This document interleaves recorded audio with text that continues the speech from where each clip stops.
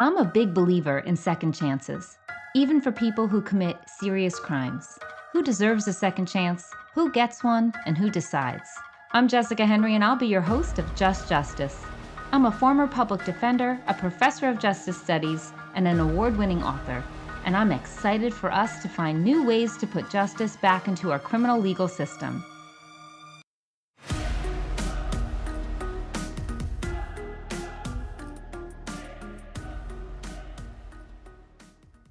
Hello and welcome to Just Justice. My name is Jessica Henry and I'll be your host. Today we're joined by April Barber-Scales, an advocate, author, and national leader in the movement to end life without parole sentencing. At just 15 years old and pregnant, April was convicted in North Carolina for a crime that resulted in the deaths of her grandparents, and she was sentenced to 2 life sentences. She would spend more than 3 decades in prison, much of it under a system that offered little recognition for youth, trauma, or the capacity for change. While incarcerated, April transformed her life. She earned her education, became a paralegal, wrote multiple books, including her fabulous memoir, Fenced In, Fighting for Freedom, and emerged as a powerful voice for others sentenced to life for crimes committed as children. In 2022, her sentence was commuted by Governor Roy Cooper. Since her release, April has become a certified peer support specialist and serves on the National Leadership Council of Beyond LWOP, advocating for second chances and a more humane justice system. April, welcome to Just Justice. I'm so happy to have you on the show. Thank you for having me and inviting me. I'm excited to be here. So, April, one of the things that is so striking about your story is that you entered the legal system when you were only 15. And not only were you only 15, such a young person, but you were pregnant by a man who was almost twice your age. You must have been so scared. You were facing adult consequences. I'm just wondering, when you look back on that 15-year-old version of yourself, what do you wish people understood about who you were at that moment?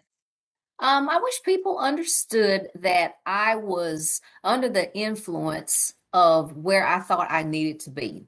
I was lacking something, maybe a paternal influence in my life, and he gravitated toward that. Like sometimes adults can sense things, and I think that he sought that and kind of gravitated onto it for his own personal gain. And that's how we began in a relationship. We started sneaking around, and as a result, like you mentioned, I was pregnant, and like you said, the rest is kind of history. Now, April, I know that this person, this older boyfriend of yours, helped concoct this idea that resulted in the death of your grandparents and you going to prison for life. And I'm wondering if you could share with us what happened on that terrible day. He had brought over some gasoline. The plan was to scare them because they wanted me to either force me to have an abortion or have him arrested for statutory rape.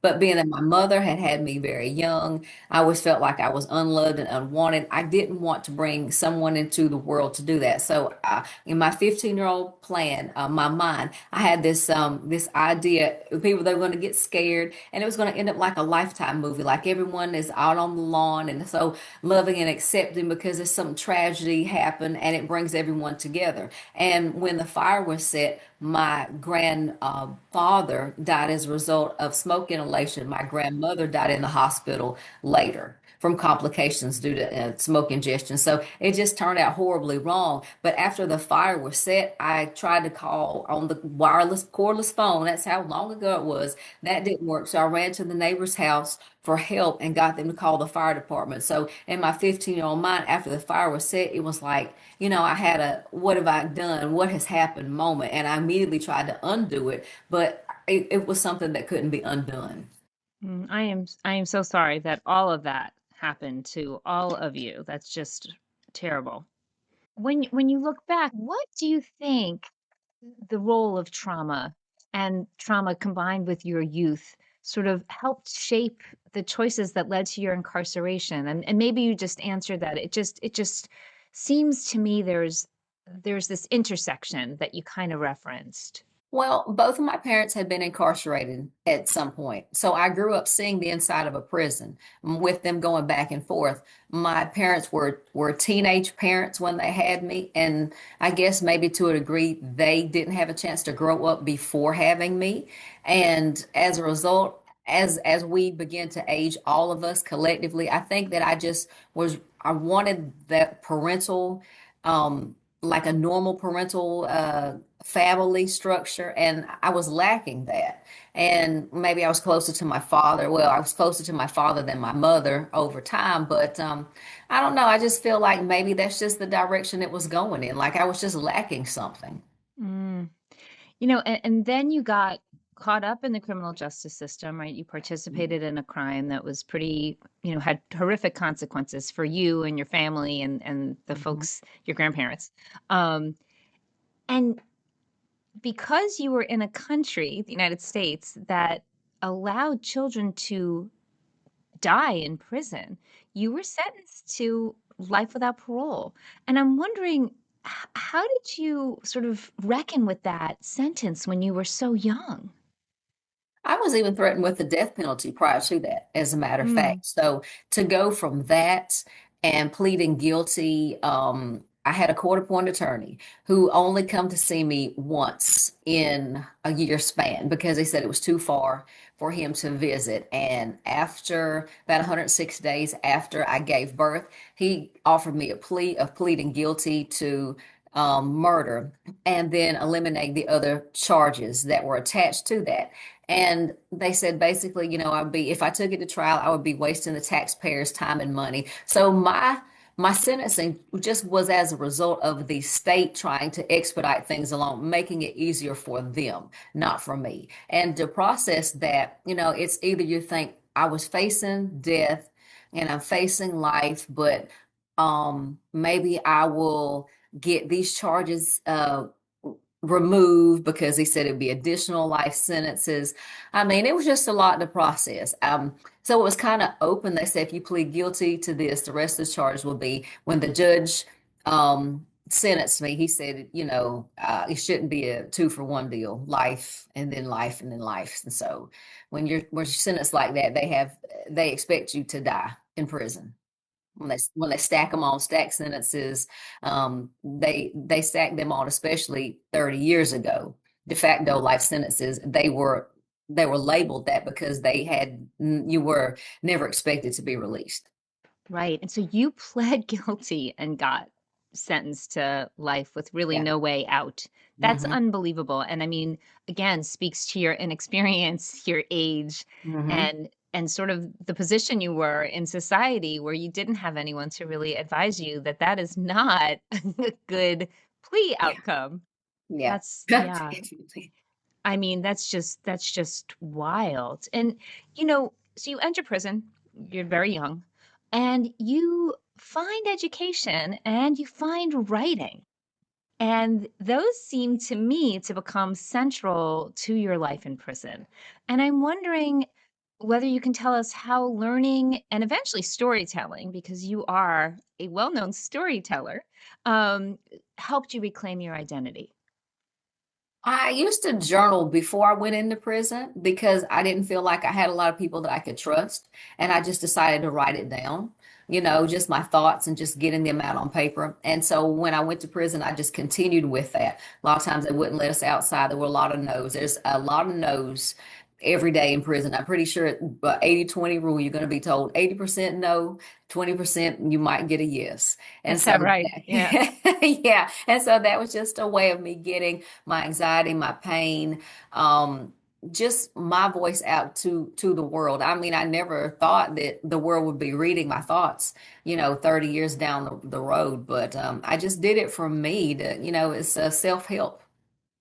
Yeah. Yeah. I mean, it can be self-help, right? And Yeah. you went on to write not one book, but four books.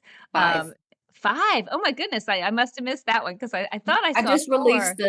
the last one was just released about 6 months ago. So yes, I've published 5 books. Okay, But so and I obtained the education that was in there, and the education inside was few and far between because they said if you have a lengthy sentence, you will never be released to use the education. So once again, they said you'll be wasting the taxpayers' time and money. You're never going to get free to use the education, and they would only let you sign up for little meaningless certificates and stuff. But as the female population grew in North Carolina, we would often go to once male ran facilities, and the males had more options. So we would be able to partake in some community college courses. And so I wanted to learn as much as I could. My means of escape was writing and education. I thought if I could outsmart the prison, then one day I would be free. If I could learn to think mm, like them, because I always felt like I was missing something. Over time, I started seeing males whose sentences were similar to mine, and they were getting contracts to be soon to be released. They were getting their sentences overturned. And I just got to thinking, I said, gosh, I am missing something. And so education was my fight for freedom. yeah, it's an interesting thing that we've talked about this on the show before, but there is a gender bias I think that goes on that you obviously experienced about women who don't fit the mold of what judges and prosecutors think we women should be like, right? And so there you Mhm. were, 15 and pregnant, strike, strike, and they were more willing to sort of hit you with the most severe punishment rather than maybe the way they would have treated your male counterparts. Yeah, Well, my that's male counterpart in North Carolina also, you have to think of the culture within the state. I'm yeah. from the foothills of North Carolina, which is a very rural area. And in case you can't tell, I am a person of color. The person who was my co-defendant, my son's father, was white. And Mm. that played a factor in it as well. Everyone involved in my case, the attorneys, the SBI, the detectives, the arson specialists, everyone was white except for me.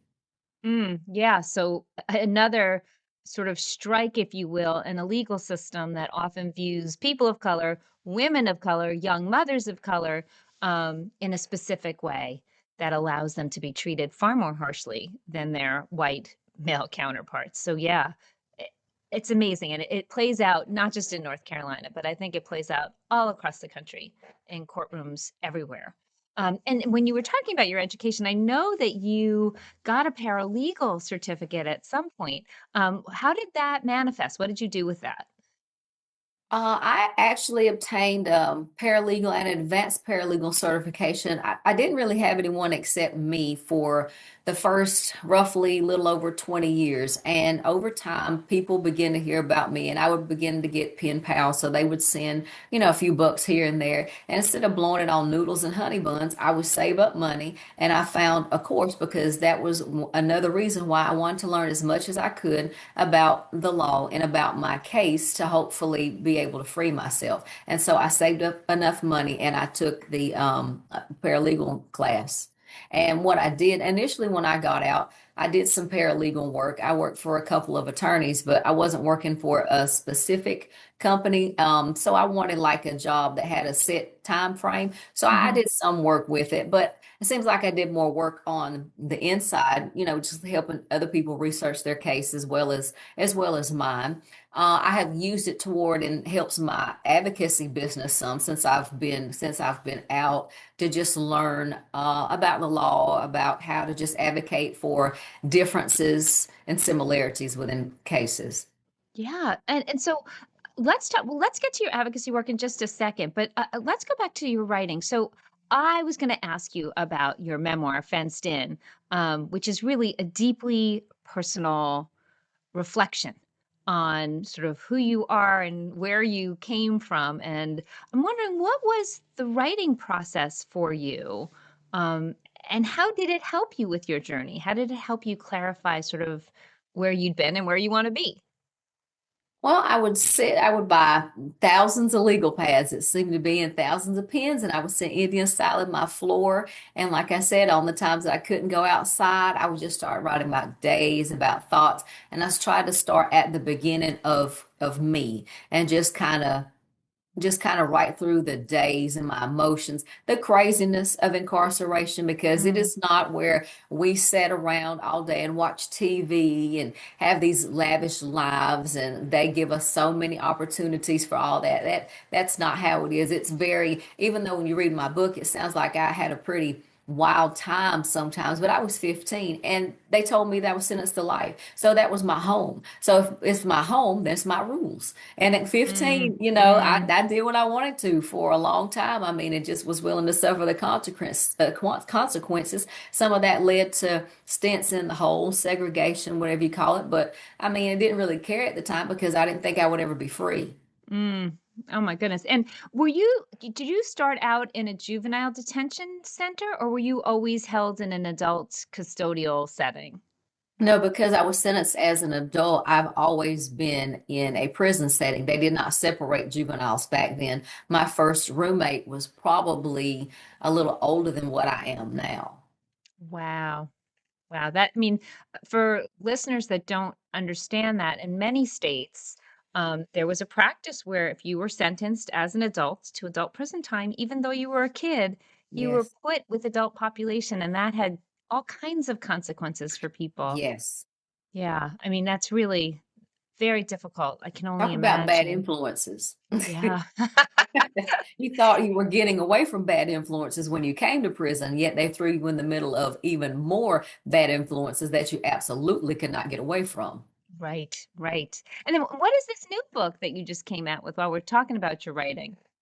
All of my other books are nonfiction. Love Tales is the first fictional book. They're just short stories loosely based on things that were in my mind. So, Love Tales is a compilation of short stories. Well, if anyone's still looking for, a gift out there, a new fiction book on the horizon. Yeah. That's very exciting. So there you are in prison. You have written these four books. You have gotten your education as much as was available to you, participated in programs, became a paralegal. And at some point, you decided to ask the governor of North Carolina for clemency. And for folks who are not so familiar with North Carolina, they're not particularly generous with clemency there.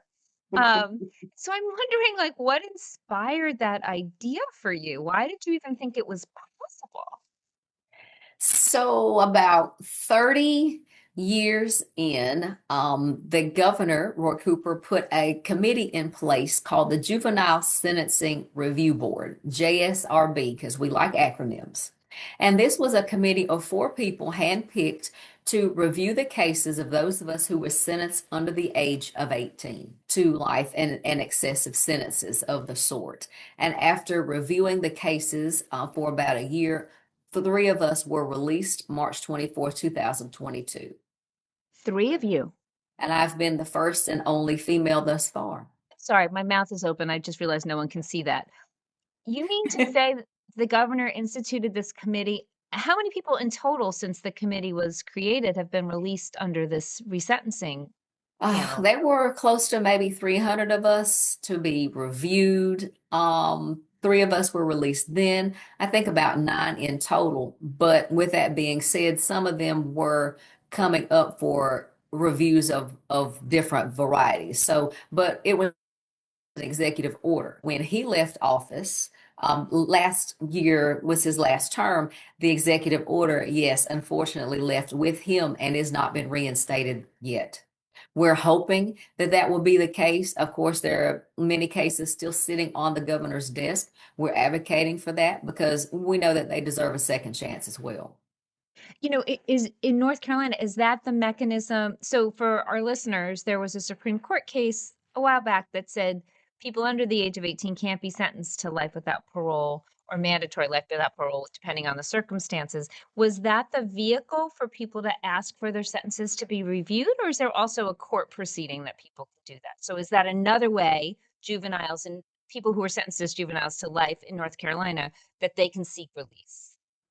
Once upon a time, gosh, it's been almost pushing 10 years ago, there was Raise the Age. And Raise the Age started looking at cases of people that were sentenced excessively under 18. And they decided to raise the age to 18 to start sentencing people as adults. Of course, that was during a Democratic time. Fast forward to 25. Now that is reversed. So, new administration, new parties, but that's been reversed, and they said you can sentence them now to whatever. But they did decide that after 25 years, you can get a review. Now, review is not a guarantee. It just gives you option of maybe being hopeful that your case can be reviewed. After that is reviewed, then you'll go to another step, and then the governor's office will review that case once again to see if you could potentially be made eligible for parole. So the eligible and a parole guarantee, now that's, see, it's a lot of different steps. It sounds pretty on paper. It sounds like, oh, they're giving them an option, but you got to go through this step, and then that step, and then wait some more. So you've already waited 30 years and you're going to wait some more.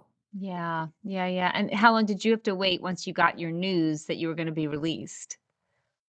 It's actually North Carolina law, and I'm not sure if all of them, but once your sentence is commuted, there is a 14-day waiting period. So my sentence was commuted on the 10th. I had to wait until the 24th for all the paperwork purposes Mm-hmm. to occur. And were you released to parole? Are you on parole? I served 31 and a half years and 6 days. I had 3 years on supervised parole, but I am completed parole. Yes, I'm off parole. Yeah, yeah. It's such an interesting thing. April, why do you think that second chances are just so difficult for people to access in this country? Even for kids, even after the Supreme Court has recognized that children are neurologically different than adults, why do you think it is just so difficult for people to get Hmm. second chances? That old cliche, one bad apple spoils the whole bunch. You release 50 people that were sentenced as juvenile, and you have five of them that recidivate, and that's like the I told you so's. So all they needed is one I told you so for them to drag their feet on releasing others. And that's very unfortunate because you can't gauge one person by anybody else's standards. We all had a different past, we all walked a different path, and we all have a different purpose in life. And all of that needs to be taken into consideration. Yeah, and really the recidivism rate for folks who had been sentenced to life and were released is really Mhm. low. I mean, Yes, you want to very talk low, about. like less than 2%. Yes. Yeah, so it's not even like in your example, 50 people being released and five recidivated. And that's not even quite right. I mean, it would be like way Right. less Yeah. than that, But Yes. yeah, I think that might be right too. And I think there's also just a sense that, once somebody does something, that's all that they are. And Were deemed incorrigible, unable to be rehabilitated. There was a crime that occurred. Like I was 15, but why did this 15-year-old, why did she do that? What mhm. led up to this 15-year-old making this horrible mistake, this choice that changed a lot of dynamics for a lot of people? Like that was never investigated. I had no psychological prior to being arrested. My co-defendant had one. His said that he was under my influence. So they deemed me at 14. I met him at 14. He was 29. So they deemed this 14, 15-year-old the mastermind behind allowing a 30-year-old man to do these actions. It's amazing because really he should have been charged with statutory rape is what And should that have was happened. never brought up. Oh my goodness. A lot of people say, well, what happened to him? He died fast forward from health related complications, but that was never brought up. It was never a factor. Mm, mm, my goodness. That's something. Yeah. You know, Yeah. oh, and so, you were incarcerated, as we've said, for 30 years. And then you got your sentence commuted and you were released to society. And that just about those 14 days of paperwork waiting. I mean, it is a logistical challenge Drama. to re-enter society. So, what was that like for you? What was some of the challenges that you faced when you were finally released? The challenge is not so much, well, technology, of course. Me and the internet started doing time at the same time, as I say. I did take as many computer classes in there just to know how to work them and just to remain as current as I could. But along with some slight technological challenges, it's people. I'm around a different group of people. You knew who not to trust in there. And so it's different out here. I trust my circle, but outside of that, I'm still kind of looking over my shoulder to see whether or not I believe their intentions or not. So I vet people. I'm a Scorpio. So I'm very intentional about who I allow into my atmosphere. And I don't think that's just because you're a Scorpio. I think that that's a culmination of a lot of different experiences that you've had. And one of the things that I think is remarkable about you is that we mentioned at the start of this episode that you were pregnant when you entered prison, and you gave birth while you were in custody. And I know that you still today have a relationship with that child that you bore all those years ago under those horrific circumstances of having to give birth in prison. I'm wondering, can you tell us about that? And I also know that you are married, and I'm wondering if you could tell us about that. Well, my son is almost 34 years old. He graduated from college, went to the Marines, and currently he trains the Air Force. He has also trained the Navy SEALs in the past. So he's a very accomplished Marine. That's amazing. And how did you manage to maintain a connection with him? There were a couple of groups, parenting groups, while I was at the main prison. This is in Raleigh, North Carolina, called Match. Match stands for Mothers and Their Children. And as long as the person that was raising him, long as she had time, for the most part, I got to see him and visit with him. There was a period of years where I wasn't able to. That was very difficult. She was going through some challenges of her own life, and that kind of interfered with me seeing him. But once he turned 18, he's been in my life consistently ever since. So between match parenting classes and others, that's how I was able to maintain a relationship with him. And then you met your husband, your now husband, while you were incarcerated. How did that happen? We had a service club at one of the prisons where I was. I was at visitation one day taking pictures. That was one of the ways that we've raised money to give back to the population and also outreach to give to the communities, because even though we're in prison, we do like to do outreach and show that we're not as bad as the world thinks. We still do community outreach events. We donate to schools and make backpacks and things of that nature, and we raise money to do that. So I was taking pictures at visitation. He was visiting one of his family members. And I knew his family members because I was working as a hair technician where we did each other's hair. And she asked me if he wanted to know who I was, asked what my name was, and we started writing. And about a year later, we've been married 13 years now. 13 years. I got married on my 37th birthday. I had to think how old I was. And I lie so bad. I say I'm 22. So that's I won't tell. Your secret's safe with me and everyone who's listening. 22 it is. 22, but I'm 50. So we got married on my 37th birthday, and I call it my anniversary. So That's a good one. Now, you've been out for a few years, and I know that one of the things that you do is you serve on the National Leadership Council of Beyond LWOP. And I'm wondering if you could tell us about what that role is, and what it means to kind of turn your own lived experience into leadership. the NLC, the National Leadership Council, is a group of 14 people who were sentenced to life. And we share our lived experience to educate and teach others about what incarceration is really like. I'm one of the newer members.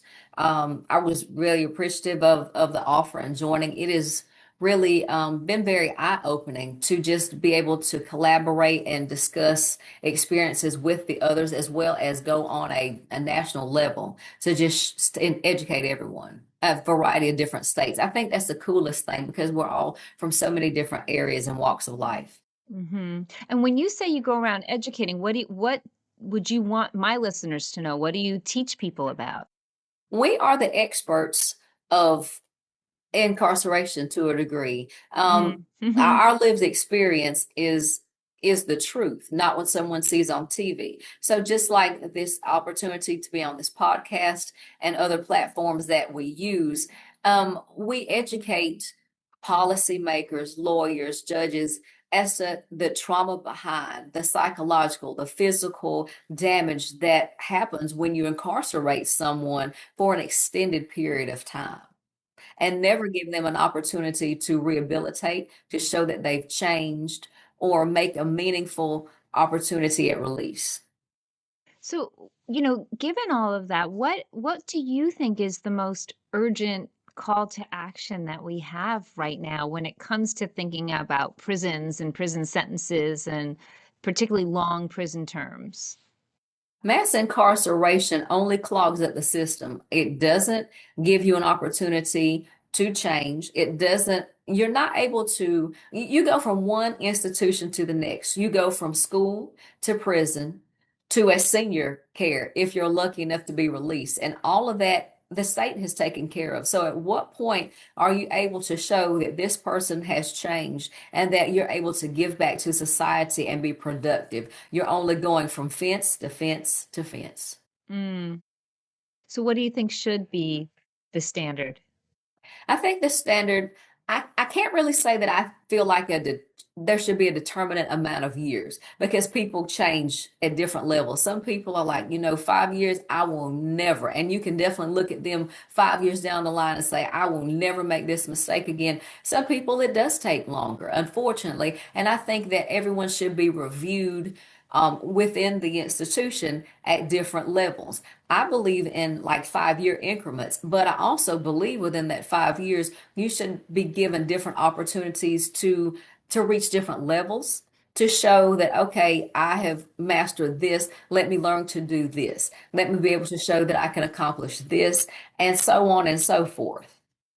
Right. So your sort of vision would be that to the extent we're going to have prison sentences, we're also going to have check-ins that allow for people who are in a position of authority to say like, okay, there's been this transformation that's occurred. We're not really benefiting at all by keeping this person in prison. And we're only costing the state more money because the longer you keep someone, the typically the more health consequences they have, especially the health consequences of incarceration. The food is very starchy, it's very non-filling, it's very non-nutritional. So you're going to have the increased risk of diabetes, of hypertension, of cholesterol. You're going to have your varicose veins, your blood clotting because you're walking on concrete, you're standing in your cell, you're not being able to touch grass. And then you just have a high risk of heart attack, lack of exercise, vitamin D deficiency, and then you add all the environmental factors that factor in the different types of cancers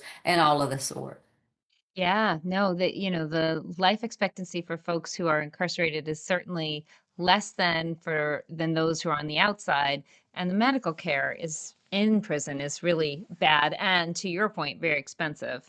And yet, of course, that's what we need to expect if we're going to sentence people to life. People are going to age in prison, and that's going to come with all the things you just referenced for sure.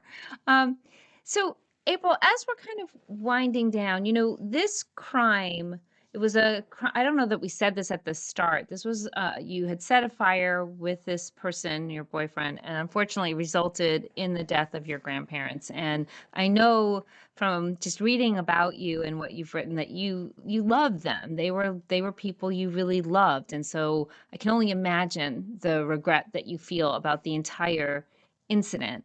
And I'm wondering if you could give some advice for listeners who feel defined by something that they regret doing, you know, whether it's in the justice system or not in the justice system. What would you say to them about the ability to move through that?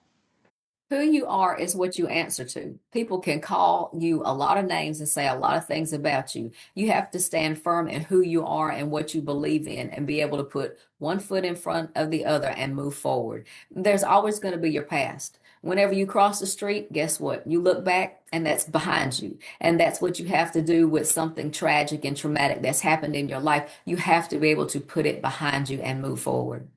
Yeah, and it's easier said than done, right? To your point, it It requires is, it is, but a it lot takes of a lot work. of work. Yeah, it takes a lot of work. You got to put that personal work in. You can allow life to beat you down, whether you've been incarcerated or not. I've met a lot of people who are in worse, better shape than what I was. And I'm like, dang, I thought I had it bad. And you sound like you're shooting pretty low. I'm not so bad in here after all. Yeah, yeah. So, April, as we wind this down, what's next for you? What's on your horizon? More books? I know you're a big runner. Are you doing any races or anything? Like what's next for you? What's coming down the pike? Well, I just completed my Bachelor of Science in Criminal Justice. Congratulations. So I will start my master's in social work in January, and I will eventually write some more books. I brought a lot of written materials with me, and so I plan to turn all of them into books one day. Also, we're working on a documentary. So we're going to shoot a documentary about my life. I want to be able to do more with my organization. I currently go into variety of prisons when I'm asked, and I just want to be able to help more people. There's a lot of people that just don't have anyone on the inside. So one of the things that I do with charitable donations, my advocacy business that's called Fenced In Fighting for Freedom Advocacy. I reach out if someone hasn't had care package, even some a box in. And I say a box, that means a care package. And in years, then I'll try to reach out and get someone in there who doesn't have anyone, or just someone who doesn't have a pair of shoes. Because, like I mentioned, walking on concrete for years and years and having to wear state shoes is bad enough. And even, if someone who's able to get shoes, having to wear someone's secondhand shoes, well, that's, degrading. It's just as bad as wearing state shoes. So I try to reach out and do just little things like that. And say the name of your organization one more time so folks can find you. And I will absolutely link to it in the show notes so that everyone can look up the wonderful work you're doing. The name of my organization is Fenced In Fighting for Freedom Advocacy. Okay. And like I said, we'll provide the link at the end of the show notes. Well, April, thank you so much for being on the show and for sharing your story with us and your thoughts. I really appreciate it. Thank you so much. This has been great. Thanks so much for listening to this episode of Just Justice. If you like what you heard, please follow us wherever you listen to podcasts and tell a friend. To share an idea for the show or to stay in touch, head to jessicahenryjustice.com or find me on the socials at Jessica Henry Justice. See you next time.